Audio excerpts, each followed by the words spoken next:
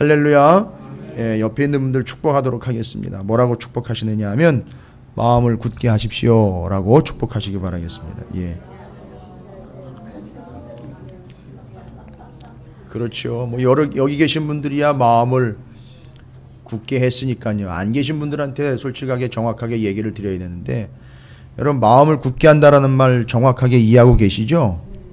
장난이 아닙니다.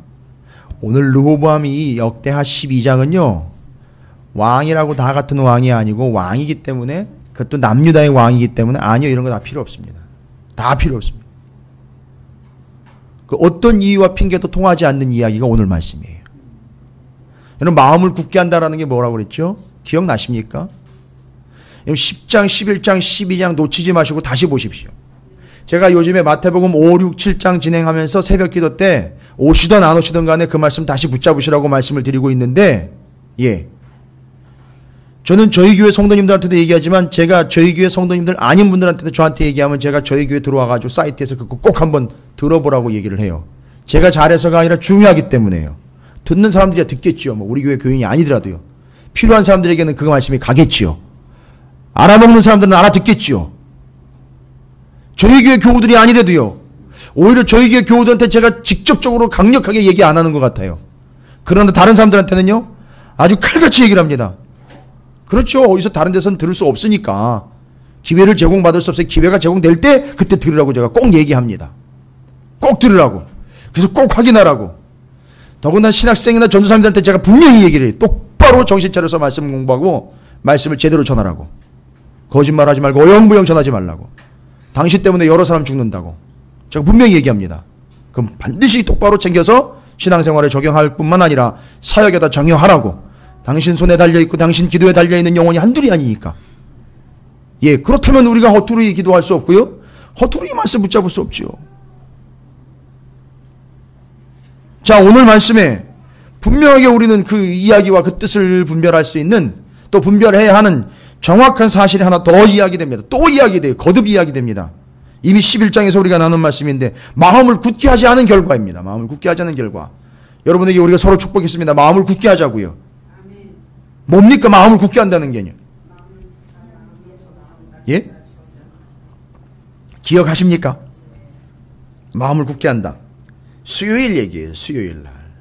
수요일 날 마음을 굳게 했던 한 무리를 우리가 살펴봤어요. 르호보암이나 다른 사람들 얘기, 그건 관심의 대상이 아니었죠? 11장 13절부터 17절까지 센터에 확 박혀있는 그 사람들 얘기하는 거죠? 예? 제사장들이잖아요. 북이스라엘에서 제사를 폐하고 레위인들 제사장들 다 쫓아낼 때 이들이 다 버리고요. 싹 다 버리고 남유다로 내려왔습니다. 예배할 수 있는 곳, 기도할 수 있는 곳, 하나님을 바라볼 수 있는 곳, 하나님께 나아갈 수 있는 곳으로 내려왔어요. 여러분 이게 쉬운 것 같습니까? 아니요. 레위이니까 제사장이니까 아니요. 레위인과 제사장만 있었던 것이 아니라 그렇게 사는 게 정답이라는 걸 아는 사람들 다 따라 내려왔어요. 레위인과 제사장들만 내려온 게 아니에요. 북이스라엘에서 그렇게 하나님을 굳게 온전히 찾아야 하며 따라야 한다는 걸 믿는 사람들은 다 내려왔어요. 저는 우리 찾으시는 교회가 그렇게 개척이 됐다고 믿습니다. 앞으로도 그런 사람들이 올 거예요. 그러면 어영부영 시시하게 준비하기는 될 일이 없지요.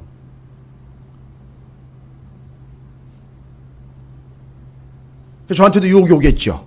우리 교회도 유혹이 오겠죠. 어떻게 손님 좀 몰아드릴까요? 아니요. 목사님 배부른 소리 하시네. 개척교회가 인원도 얼마 없을 텐데. 아니요.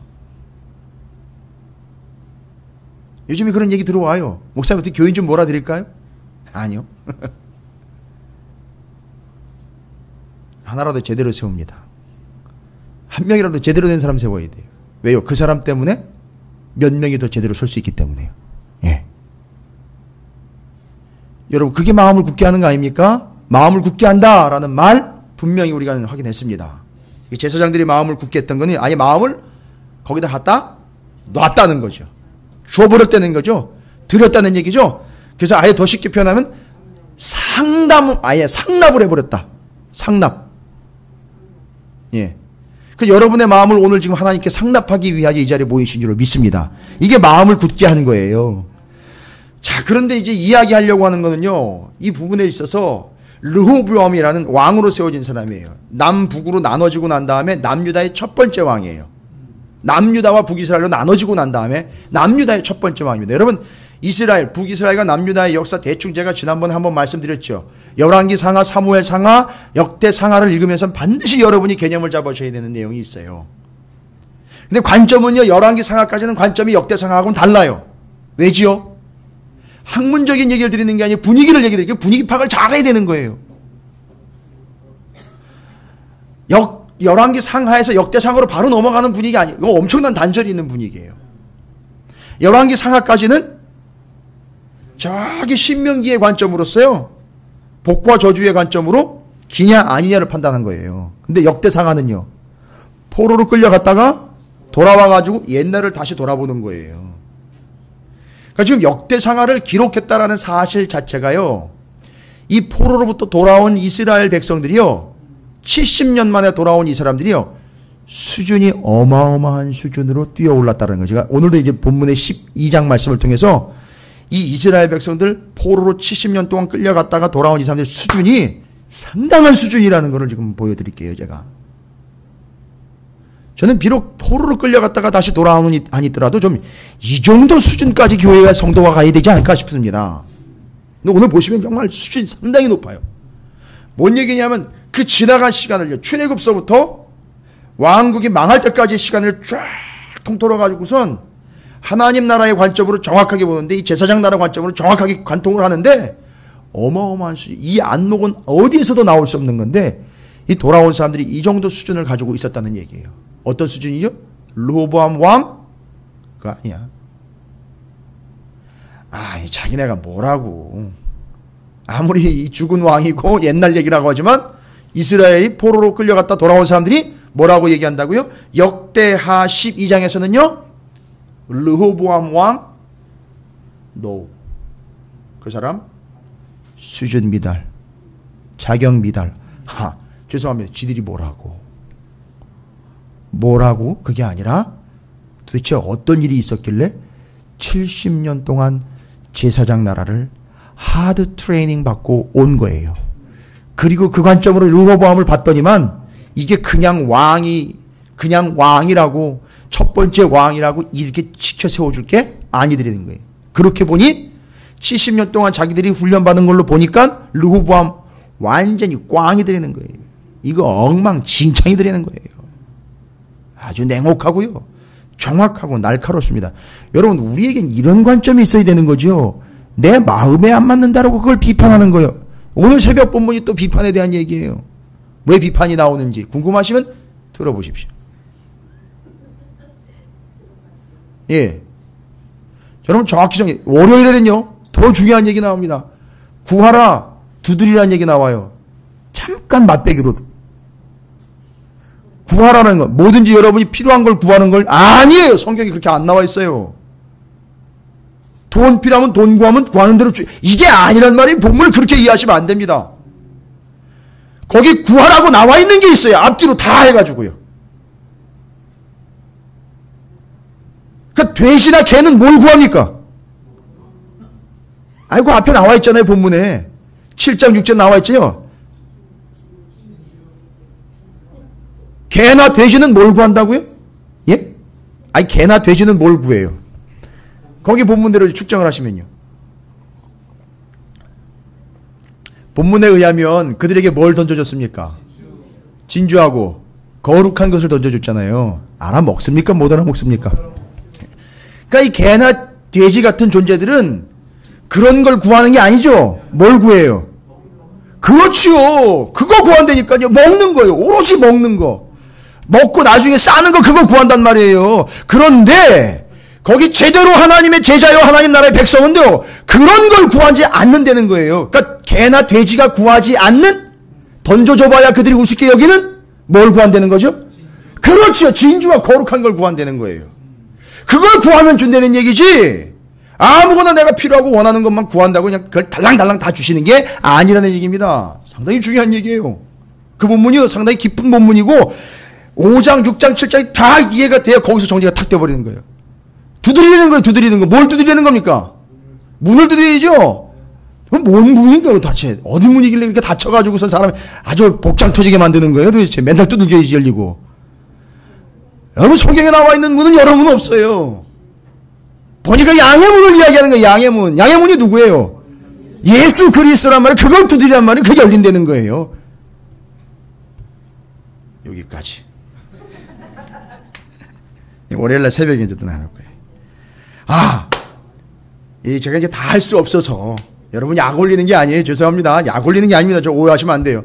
여기 다 얘기를 드리고 없어서, 이제 잠깐 이야기 드리는 거예요. 여러분, 이런 안목들이요. 그러고 보니까 그런 안목들이 누구한테 있었느냐 하면, 바로 이스라엘 포로 귀환, 그 70년 동안 훈련받은 그 사람들한테 이런 안목이 있었다는 거예요. 르호보암 보니까 아니더라는 거예요. 그렇게 사는 거 아니라는 거예요. 한번 와우 한번 해주십시오. 왕이었잖아요. 첫 번째 왕이었고요. 잘 나갔습니다. 그렇게 사는 게 아니라는 걸 그냥 한 번에 정리를 해버리더라니까요. 이 사람들이요. 제 목적이요, 바로. 제 목표가요. 우리 찾으시는 교회 함께 신앙생활하던 이들은 바로 이런 안목을 다 가질 수 있게 되기를 제가 목표로 하고 있습니다. 할렐루야. 누구를 비판하는 개념이 아니라 평가하는 개념이 아니라 아닌 건 아니라고 명확하게 X를 그을 수 있는 그 기준.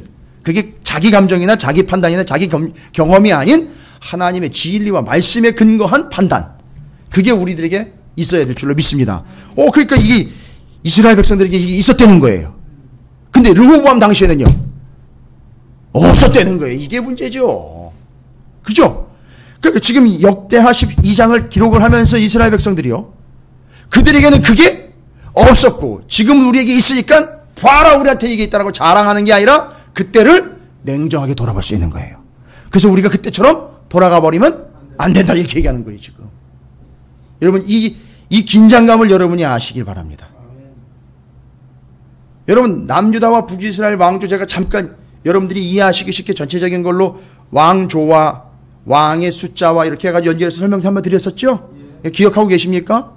제가 잠깐 지금 질문을 주고받으면서 정리를 한번 하면 북이스라엘과 남유다. 북이스라엘은요 왕이 몇 명이 등장을 했죠? 북이스라엘 여왕은 없었습니다. 여왕이 없었으니까 빼고 19명이에요. 왕조는요?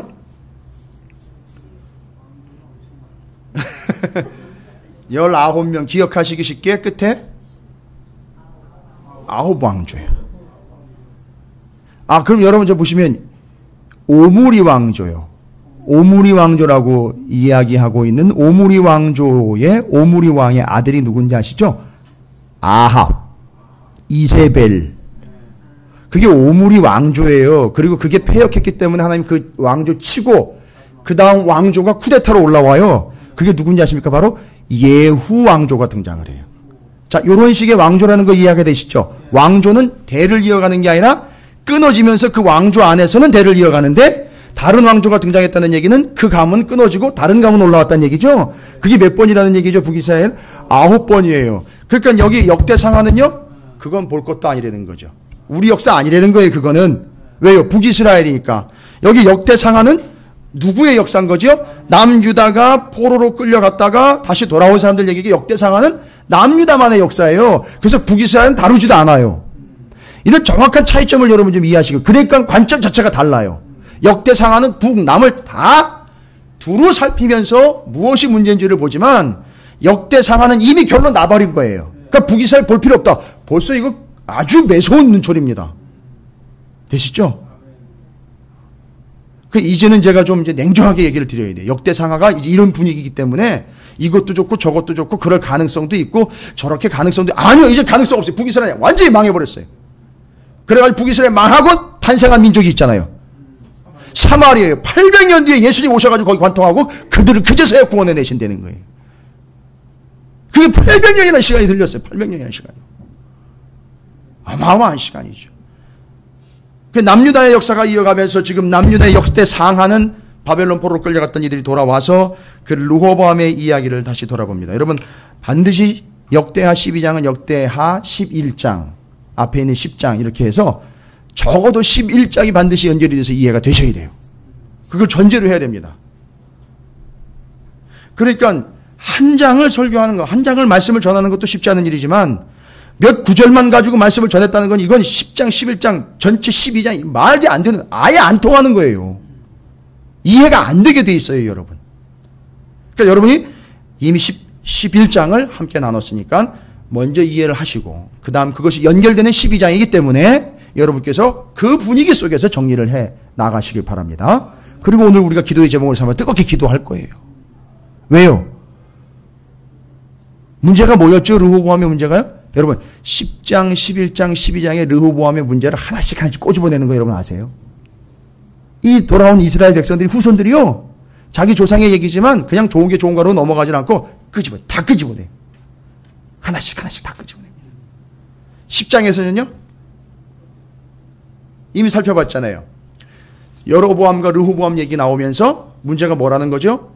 여로보암이 가서 뭔 얘기를 했죠? 힘드니까. 이거 좀 줄여달라 이랬잖아요. 그죠? 이거 너무너무 힘들다 이거. 세금 줄여주고 이 힘들게 노동시키는 거 이거 좀 줄여달라 했는데 3일간의 시간을 주고 르호보암이 무슨 짓을 했죠? 연세든 신하들과 젊은 신하들 사이를 왔다 갔다 하면서 누구 걸 선택을 했죠? 젊은 신하들 걸 선택을 했죠. 이때 문제가 뭐였죠? 다윗과는 달리 3일이라는 시간이 있었음에도 불구하고 이런 중요한 문제를 하나님께 묻지 아니하고 사람들에게 물어서 어느 쪽 이야기가 더 타당한지를 판단을 해서 결정을 내렸다는 거죠. 첫 번째 뭐가 문제였습니까? 하나님께 묻지 않았다는 거예요. 여러분 오늘 저녁에 여러분 하나님께 묻기 바랍니다. 물어보시기 바랍니다. 여쭈시기 바랍니다. 이게 10장에 나와 등장했던 10장에 기록된 르호보암의 심각한 문제였어요. 11장으로 넘어오면은요. 누구를 빗대어 가지고 설명을 하죠? 제사장들과 레위인들, 그들을 따라온 그 백성들, 그들은 마음을 어떻게 했다 그랬죠? 굳게 했다 그랬죠. 그러나 르호보암은요. 오늘 말씀에 나오죠. 12장 13절 끝부분에 죄송합니다. 14절 끝부분에 어떻게 했다고요? 굳게 하지 아니함이었더라. 그러니까 11장에서는 르호보암의 문제가 뭐로 지적되죠? 굳게 하지 아니한 것. 그러나 굳게 했던 사람들은 분명히 있었죠. 제사장들이야 레위인과 그를 따라왔던 사람들. 그래서 굳게 했고 하나님을 찾아 나서고 하나님께 예배하고 제사장 나라를 제대로 세운 거예요. 오늘 문제는 뭐냐? 12장에서는요. 말씀을 버렸다는 거예요. 정리하십시오. 그래서 10, 11, 12가 연결이 돼야 된다는 거예요. 단락단락으로 끊어져서 몇 구절 가지고서 이해하는 걸 큐티 수준이 아닌 거예요. 지금 보면. 그래서 첫 번째 묻지 않았다 10장. 마음을 굳게 하지 않았다 11장. 하나님의 말씀을 버렸다 12장. 여러분 이거 외워두시기 바랍니다. 역대상하여. 너무 감사한 거는요. 제가 요즘에 그 이전에도 그냥 전체적인 거를 제가 공부를 하면서 이미 이제 성경을 공부를 했고 저는 솔직히 신약을 전공을 했어요. 그것도 바울의 그 부분을 바울의 서신서와 함께 바울과 관련된 부분들을 제가 전공을 했는데 정말 하나님의 뜻이에요.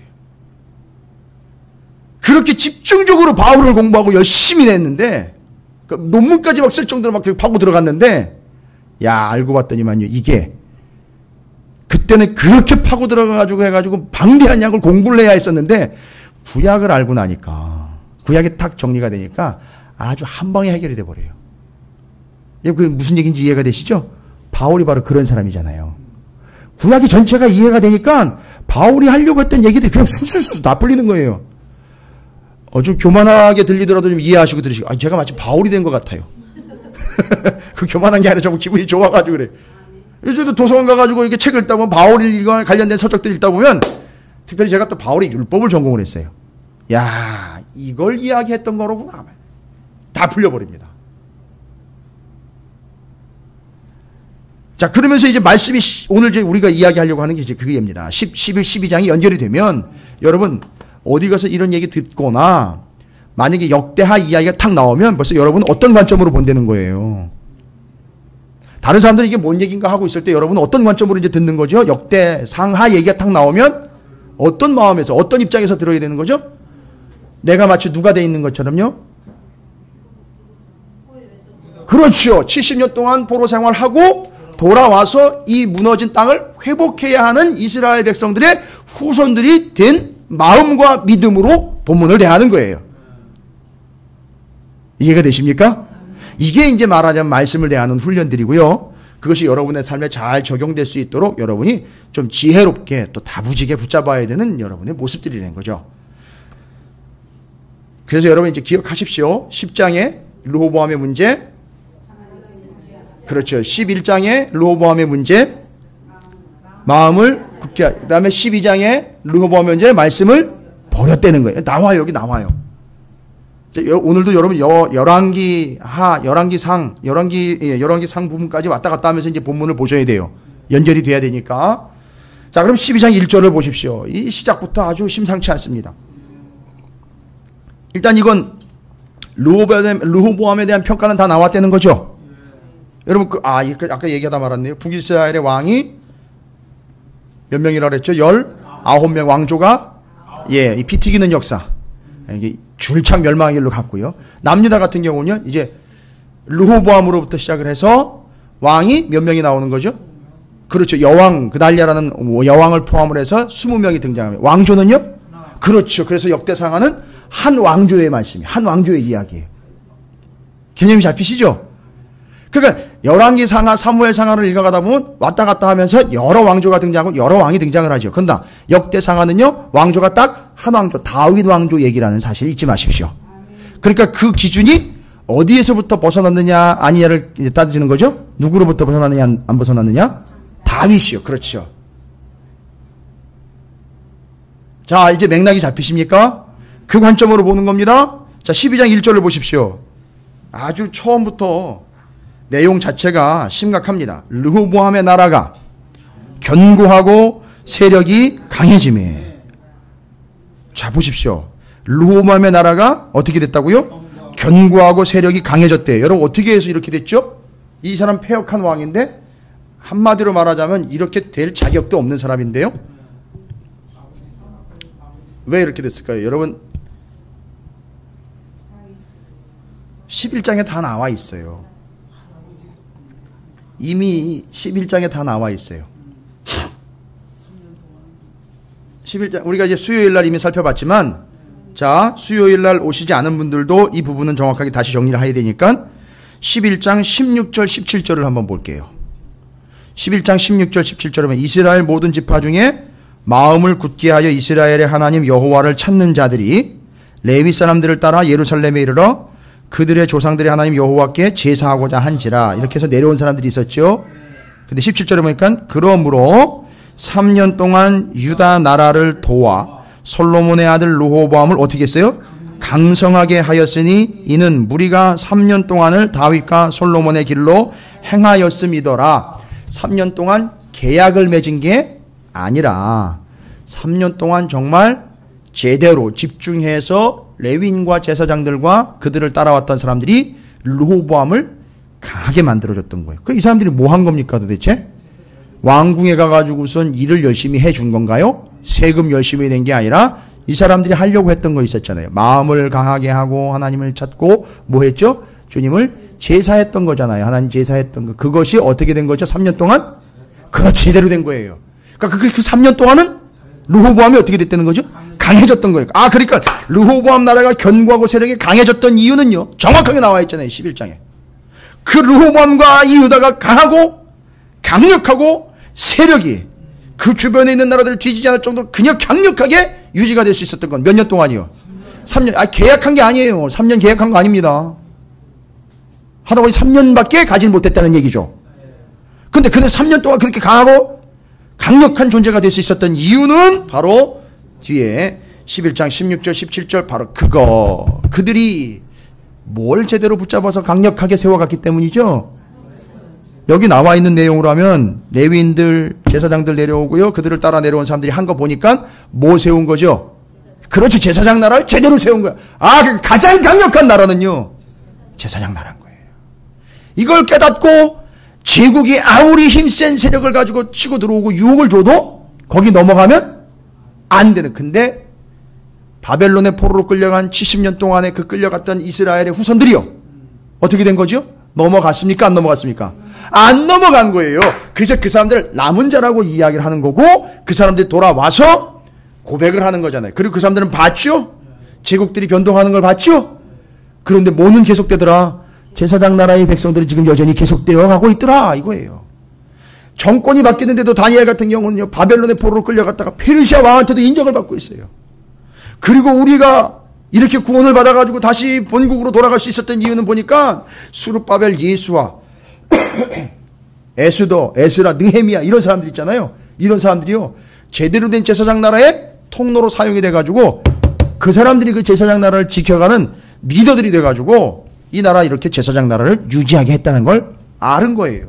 그 제사장 나라의 가치가 제국의 가치보다 크다라는 걸 이해한 거예요. 정확하게 이해를 한 겁니다. 그러니까 지금 이스라엘 백성들 돌아와가지고선 뭐 세우려고 그러는 거죠 지금? 제사장 나라 세우려고 하는 거죠. 그러니까 뭘 제일 먼저 세우는 거죠? 성전이. 그러니까 성전 세우려니까 성전을 제일 먼저 세웠던 사람.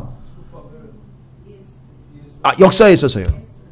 이 사람들이 돌아와서는 수르바벨의 성전을 세운 건데 기준으로 누가 세운 거를 봐야 돼. 다윗과 솔로몬이 세운 걸 봐야 돼. 그러니까 자꾸 그 역사가 나오는 거예요. 왜 자꾸 옛날 얘기 그냥 하는 게 아니라 왜 자꾸 그 얘기를 해야 되는지 여러분 이해하시죠? 자, 어쨌든 그렇게 해서 여러분, 세상이나 다른 사람들이 여러분 알고 있는 분들이 여러분들을 어떻게 평가하는지 모르겠어요. 정말 르호보암을 볼 때 정말 강력하고 견고하다라고 평가를 하고 있는지 모르겠습니다. 그런 방법은 딱 하나예요. 이유는 딱 하나입니다. 그가 견고하고 강력한 이유는요, 다른 게 있는 게 아니에요. 여기 바로 11장 16절 17절에 나와 있는 것처럼 이게 그를 강력하게 하는 방법이에요. 유일한 조건입니다. 근데 아쉬운 거는 이게 몇 년밖에 못 갔대요. 왜 그런가 보겠습니다. 견고하고 세력이 강해짐에 그는 누구지요? 12장 1절에 르호보암이 뭐를?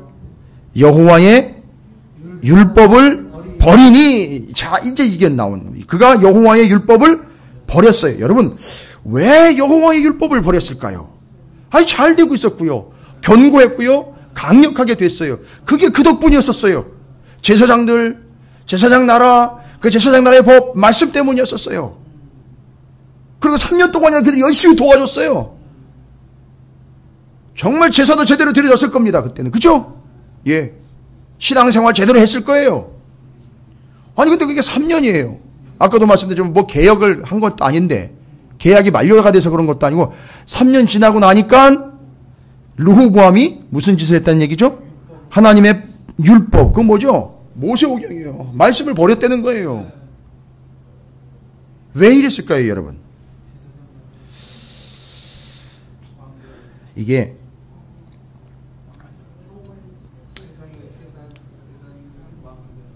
나름대로 이제 막 정리는 막 되시는데 잘 보십시오. 그냥 배가 불러서 여러분 안 믿는 사람들은 은혜라는 말을 몰라요. 그죠? 이 은혜라는 건요, 여러분 뭘 떠올릴 때 은혜라는 게 쫙 와닿느냐 하면 신약 성경에 보면 여러분 개념은 잡혀 계시는데 이제 이 성경에 나와 있는 사건 이야기로서 여러분에게 좀 현장감 있게 설명을 드리면 은혜라는 거예요. 정말 우리 믿는 사람들 사이에 꽃과 같은 단어인 은혜. 스데반이요, 출애굽기부터 예수님 탄생할 때까지, 예수님 오실 때까지 이 이야기를 그냥 쫙 스토리라인으로 그냥 모인 사람들한테 자기가 지금 죽음의 직전 위기에 와 있잖아요.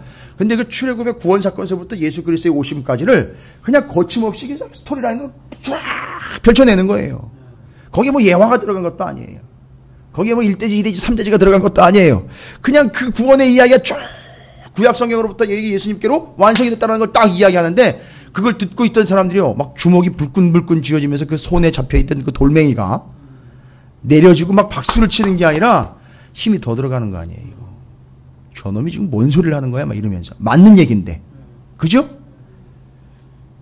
그리고 막 위기 일발입니다. 이건 조금 있으면 이제 스데반한테 돌멩이가 날아오고 이거 죽기 직전이에요. 근데 이 순간에, 이 죽기 직전에 스데반이 하늘을 착 쳐다봅니다. 누가 보입니까? 하나님 보좌 우편에 예수님이 보이는 거예요. 그죠? 그가 딱 쳐다봅니다.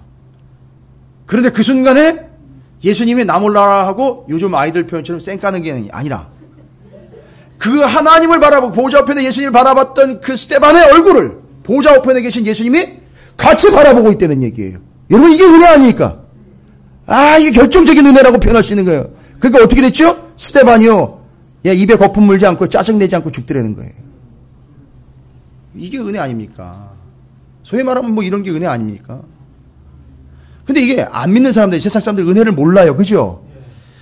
근데 은혜 같은 일이 벌어져요. 안 믿는 사람들한테. 이해가 되시죠? 정말 그걸 어떤 식으로 표현하면 뭐 손 안 대고 코 풀어 떼는 둥. 홍수가 뭐 이마를 쳤대는 둥. 뭐 이런 식으로 표현을 해내요. 그러니까 그걸 다 한 단어로 이야기하면 뭐가 좋다? 뭐가 좋다라고 이야기. 안 믿는 사람들 은혜를 모르기 때문에.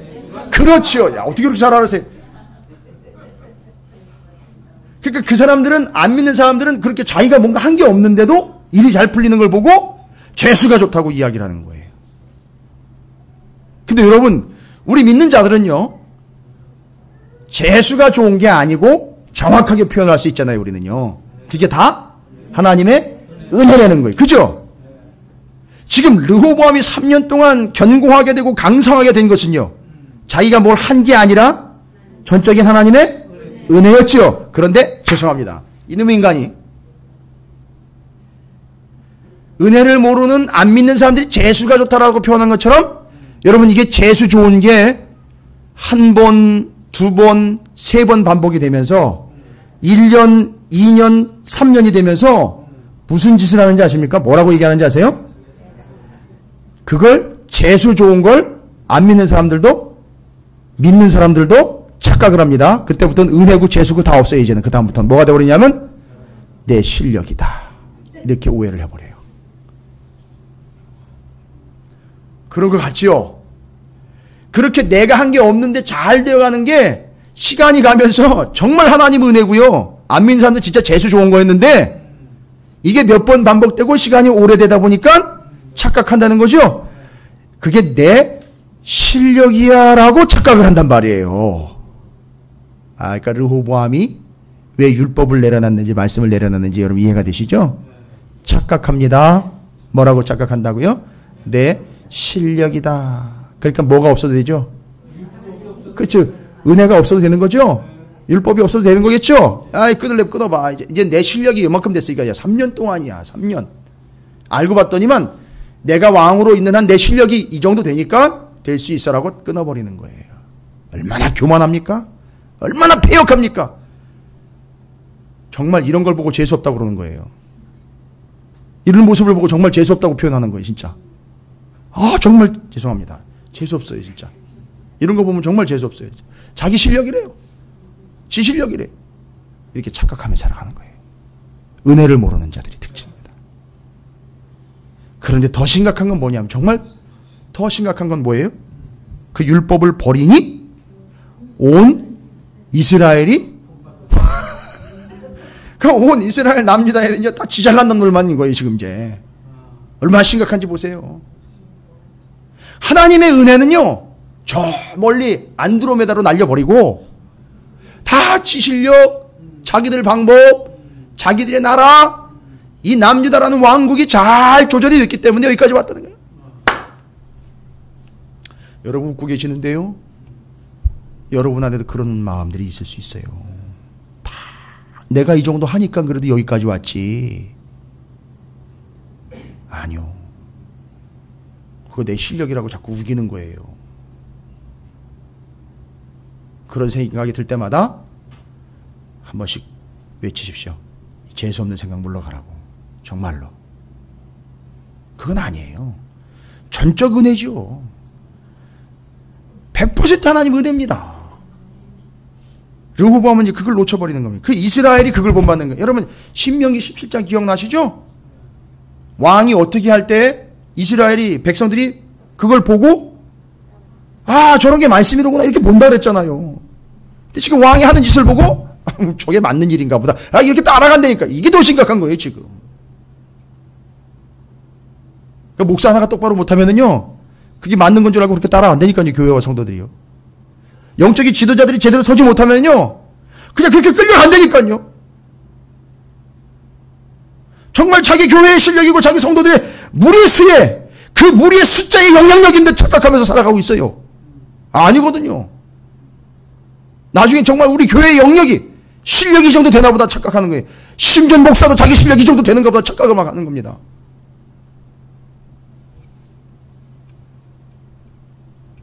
이스라엘이 그걸 본받았어요. 자, 그러면 그 결과를 5절에 적고 있습니다. 이 문제에 대해서 이제 하나님이 입을 여시는 거예요. 뭐 우리 같으면 아유 정말 재수없어 이러면서 그냥 침 한번 뱉고 돌았으면 되겠지만 하나님 그게 아니에요. 지금 보십시오. 하나님은 어떻게 지금 그 르호보암과 그걸 본받은 이스라엘에 대해서 하나님 뭐라고 얘기하시냐. 5절입니다. 그때에 유다 방백들이 시삭의 일로 중간에 뭔가 일이 생겼네요. 그러니까 애굽의 왕 시삭이 쳐들어온 거예요. 애굽의 바로 시삭이 어디를 쳐들어온 거죠? 얌유다 르호보암 왕을 쳐들어온 거예요. 알고 봤더니요, 이 애굽의 왕 시삭이 누구냐 하면은요, 여로보암하고 친구예요. 여로보암은 누구예요? 북이스라엘의 왕으로 올라간 사람 있잖아요.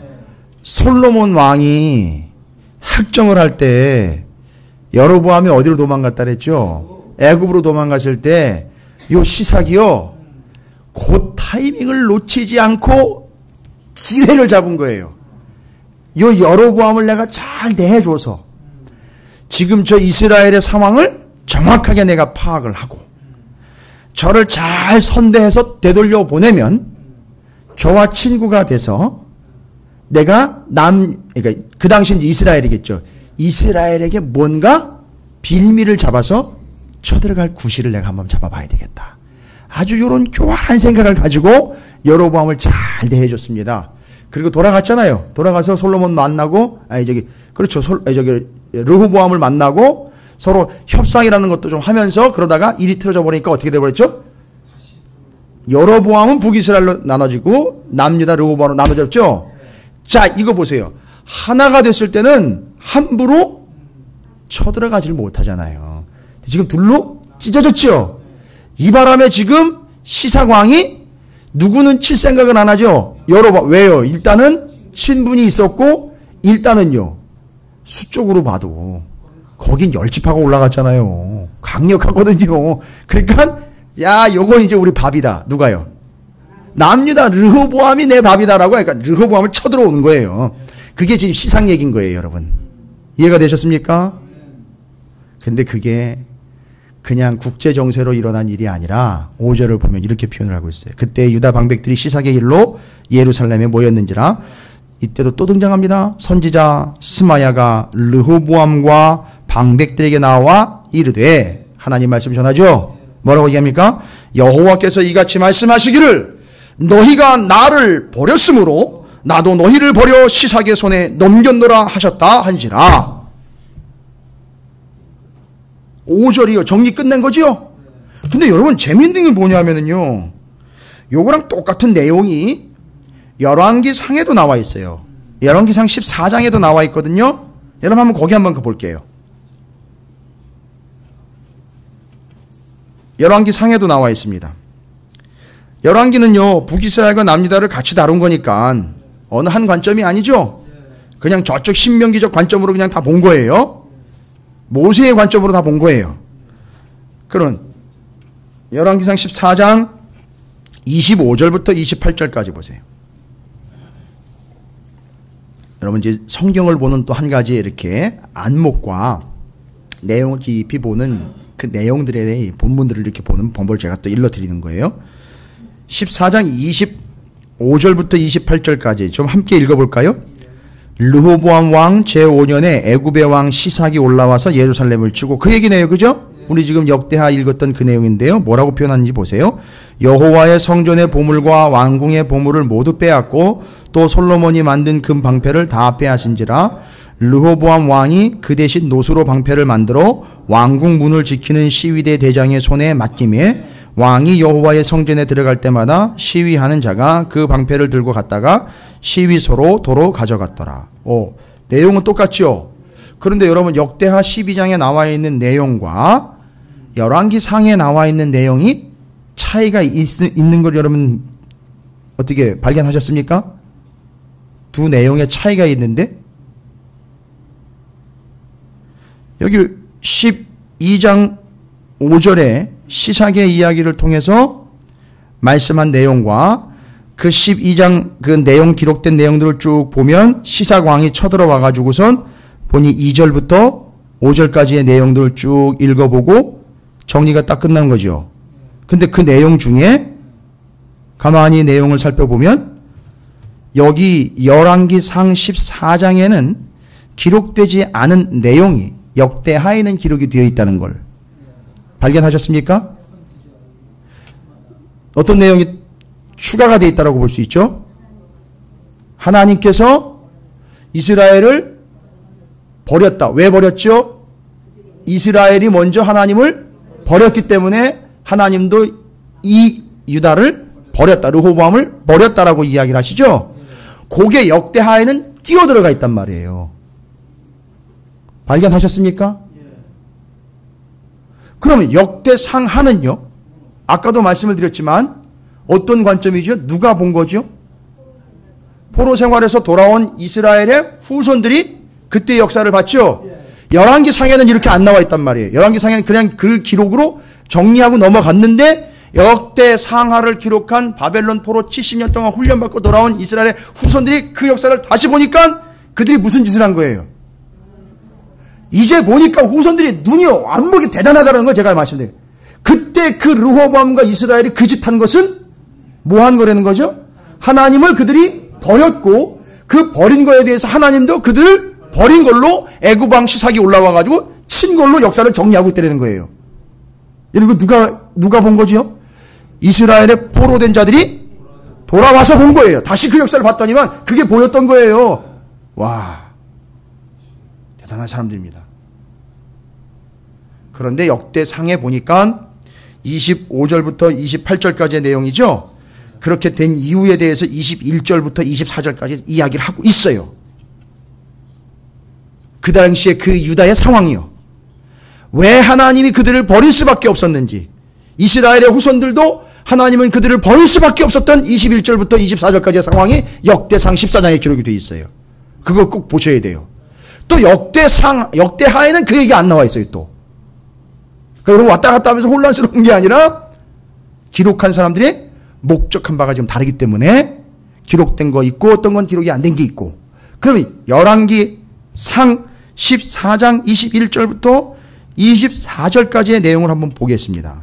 여러분, 이건 충격적인 얘기예요. 충격적인 얘기요. 남유다가 이랬다는 얘기거든요. 이제 그런 상황들을 후손들이 보고 이건 명확하게 하나님이 이 남유다를 버렸다는 거예요. 자, 보십시오. 그럼 21절. 열왕기상 14장 21절부터 24절까지 기록된 내용입니다. 한번 제가 읽어보겠습니다. 솔로몬의 아들 르호보암은 유다 왕이 되었으니 르호보암이 왕위에 오른 때에 나이가 41세라. 여호와께서 자기 이름을 두시려고 이스라엘 모든 집합 가운데 택하신 성읍 예루살렘에서 17년 동안 다스리니라. 그의 어머니의 이름은 나아마요 암몬 사람이더라. 이게 엄마 얘기가 자꾸 나와요. 이유는 뭐냐 하면 엄마 영향을 많이 받았다는 얘기입니다. 예. 엄마 영향을 많이 받았다는 거예요. 르호보암이요. 이게 아주 미묘한 표현이에요. 엄마한테 어떤 영향을 받았냐? 뒤에 나오는 내용이 그런 내용들이에요. 유다가 여호와 보시기에 악을 행하되 그의 조상들이 행한 모든 일보다 뛰어나게 하여. 이것도 이렇게 뛰어나다고 표현하나요? 자, 그 범한 죄로 여호와를 어떻게 했어요? 노엽게 하였으니 이는 그들도 산 위에와 푸른 나무 아래에 뭐요? 산당, 우상, 아세라상을 세웠음이라. 그 땅에 또 남색하는 자가 있었고. 동성연애예요. 이건 신전에서 막 이루어지고 있는 일들이었거든요. 그 당시에. 그런 자들이 있었고 여호와께서 이스라엘 자손 앞에서 쫓아내신 국민의 모든 가증한 일을 어떻게 했어요? 무리가 본받아 행하였더라. 옛날에 하나님이 다 쫓아내고 제거했던 것들을 어떻게 했다는 거죠? 이 사람들은 다시 쓰레기 주워오듯 다시 취해가지고 그 짓을 다시 시작한 거예요. 21절부터 24절까지. 그래서 지금 남유다가 지금 뭐 역사가 오래 간 것도 아니잖아요. 르호보암 왕 때 얘기인 거예요. 엉망진창이라는 것은 보이십니까? 뭐가 그렇게 되어 있습니까? 아예 말씀의 성경이 그렇게 산당, 우상, 아세라상, 남색하는 거예요. 동성연애. 난리도 아니고 지금 엉망진창인 거예요. 지금 이게.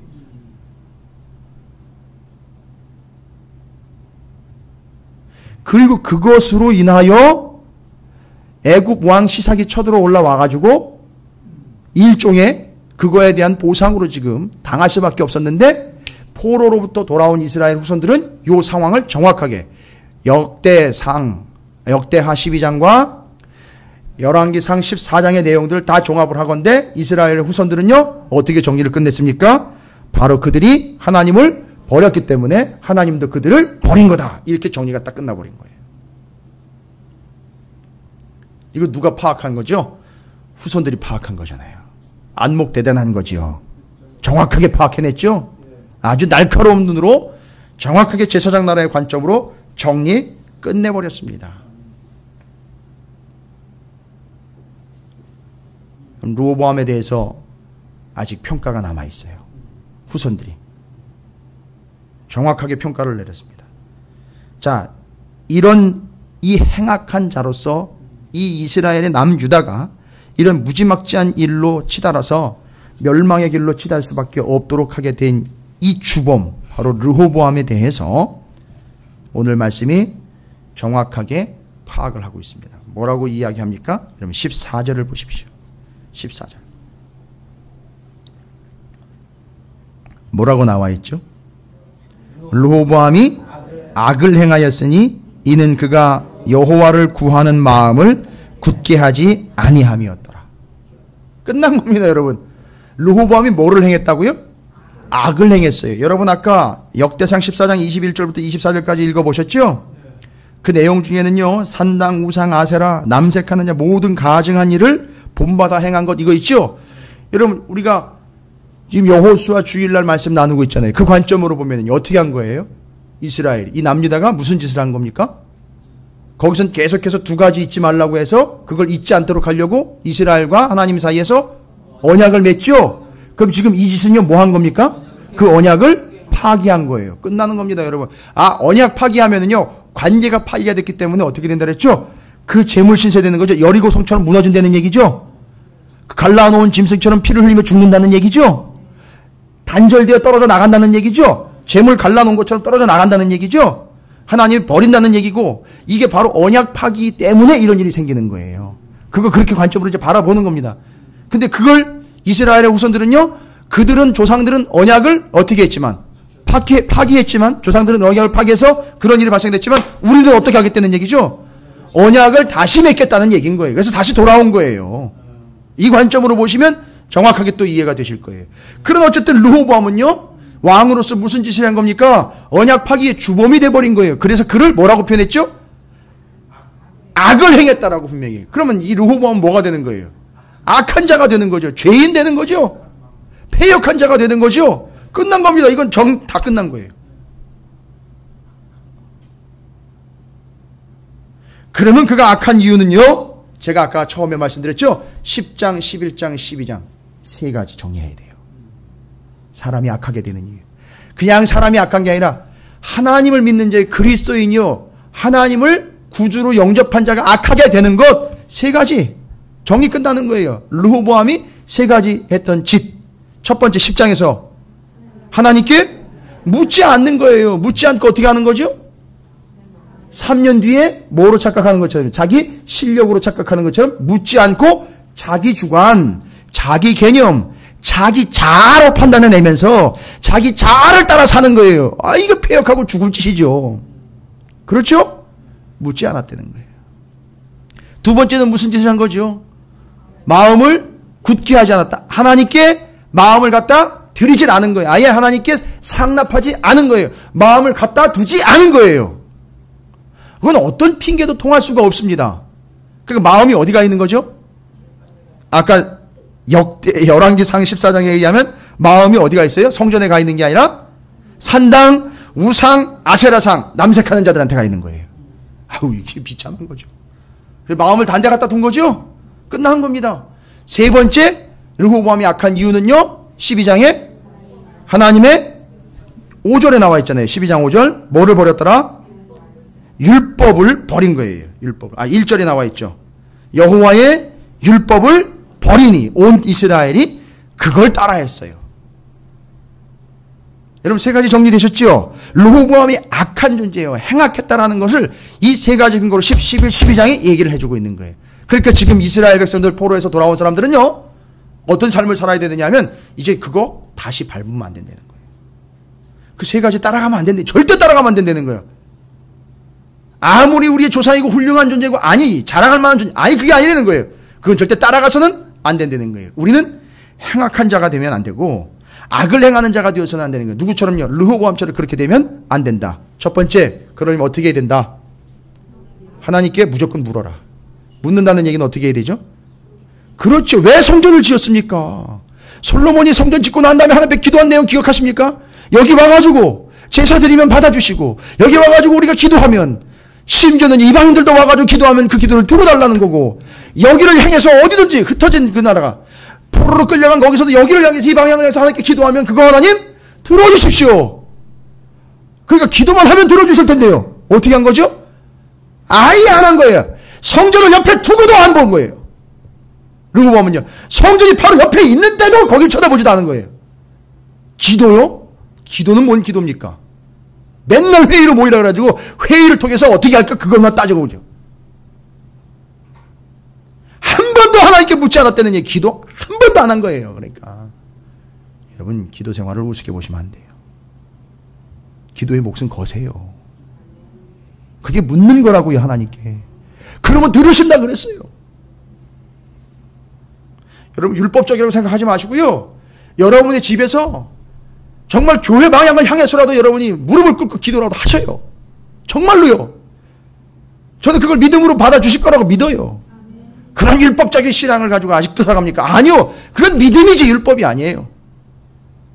왜 들으신다 그랬으니까요. 여러분의 삶의 자리 거기가 바로 지성소니까요. 거기서 기도하시면 되는 거예요. 그럼 들으시는 겁니다. 반드시 여러분 잊지 마십시오. 물으셔야 돼요. 뭘 통해서요? 기도를 통해서요.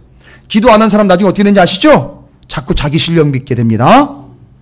하나님께 묻지 않고 사람에게 자꾸 묻게 돼 있어요. 상황 파악하게 돼 있다고요. 묻지 않는 사람들은 그렇게 살게 돼 있어요. 그건 악한 거라고 얘기를 해요. 그리고 르호보암이 그 짓 했어요. 그러나 이스라엘의 후손들 돌아온 사람들은요. 결단합니다. 우리 절대 그런 짓 해서는 안 된다. 하나님께 무조건 물으러 나아가자. 그러기 위해서 성전 지어야 된다. 거기서 기도해야 된다. 삶의 자리에서 무조건 하나님께 믿음으로 여쭙고 구하고 열어봐야 된다. 자, 두 번째는요.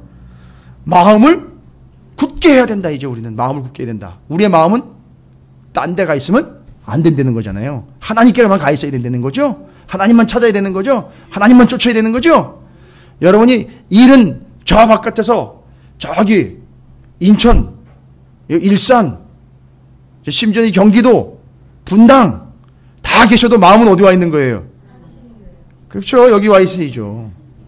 그걸 얘기를 드려요. 그런 마음들을 이 개념으로 여러분이 이해하시고 그 마음을 어디다 두느냐 이 개념은 바로 그런 걸 얘기 드리는 거예요. 그렇다고 거기를 팽개치라는 얘기가 아니라 그 마음을 이야기하는 거예요. 그 개념을 이야기하는 거죠. 여기 계신 분들은 다 일을 하시면서도 우리 찾으시는 교회, 그 교회에서의 은혜, 또 우리 교회가 잘 있나, 뭐 그렇게 또 교회 안에 목사님이 잘 계시나, 뭐 이런 식으로 그렇게 늘 생각이 마음이 그렇게 와 계실 줄로 믿습니다. 예, 그게 이제 마음을 둔다라는 개념으로 이야기 드리는 거예요. 세 번째로는요, 12장에 이야기한 거죠. 르호보암은요, 뭘 버렸죠? 율법을 버렸어요. 율법은요, 이때는 모세 오경이에요. 말씀이요.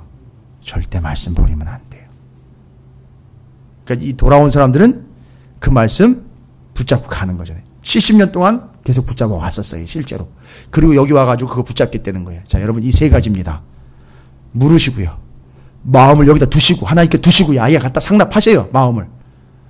그러고 보니까 그 마음과 뜻과 정성, 마음을 다하고 힘을 다하고 뜻을 다하여라는 말이 그거랑 연결이 되는 거예요. 드린다라는 얘기잖아요. 둔다라는 얘기입니다. 그리고 말씀에 목숨을 거는 거예요. 그 말씀을 꼭 붙잡고 가는 겁니다.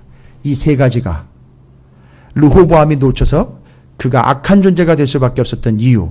여러분 우리는 이 세 가지를 절대 놓지 마시고 끝까지 붙잡고 가는, 그래서 르호보암과 같은 존재가 아닌 하나님께서 다시 돌아와 회복시키고 하나님의 뜻을 이루시기를 위하여 세웠던 그 돌아온 이스라엘의 70년 포로 생활이 올무가 아니라 회복의 기회가 됐었던 그 후손들처럼 역사를 제사장 나라의 관점으로 정확하게 아주 날카롭게 간파해낼 수 있었던 그 믿음의 관점을 가지고 있었던 그 후손들처럼 여러분이 하나님의 뜻을 정확하게 분별해낼 수 있는 믿음의 사람들이 되어서 하나님의 회복과 은혜와 은총을 날마다 경험하시는, 하나님께 늘 나와 기도로 묻고 말씀을 따르고 마음을 하나님께만 두는 그런 온전한 존재들이 되시길 주님의 이름으로 축원을 드립니다.